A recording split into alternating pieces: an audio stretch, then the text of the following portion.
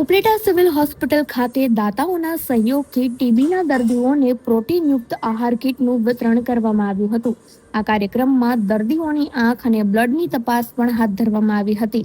રાજકોટના ટીબી નિષ્ણાત ડોક્ટર ત્રિવેદી અને કોટેજ હોસ્પિટલના અધિક્ષક ડોક્ટર ખ્યાતિ કેશવાલાએ દર્દીઓને માર્ગદર્શન આપતા જણાવ્યું કે યોગ્ય દવા અને પૌષ્ટિક આહાર લેવાથી ટીબી સંપૂર્ણપણે નાબૂદ થઈ શકે છે.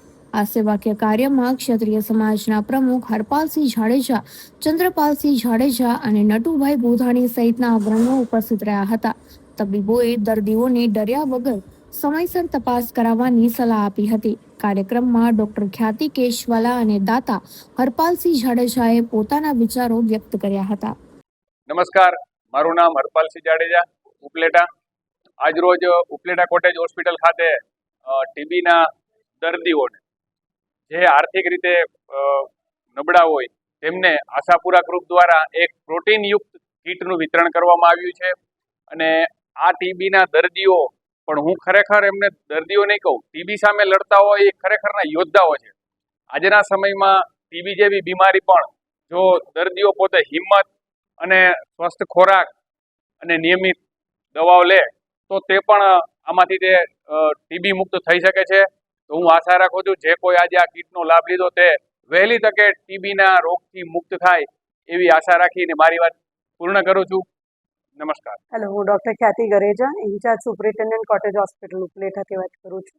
આજે આપણો હોસ્પિટલે બીજી વખત સતત ટીબીનું ન્યુટ્રિશન એટલે કે પ્રોટીનયુક્ત આહારનું એનું કીટ વિતરણ આજે થયું છે, જેમાં હરપાલસિંહ જાડેજા અને ચંદ્રપાલભાઈ સાથે આશાપુરા ટ્રસ્ટ એનો ખૂબ આભારી માનીએ છીએ. અમે ટીબી પેશન્ટ્સને ટ્રીટમેન્ટ આપવા અને એને સાજા થવા માટે દવાની તો જરૂર હોય, પણ સાથે એને પોષણયુક્ત આહારની પણ જરૂર હોય.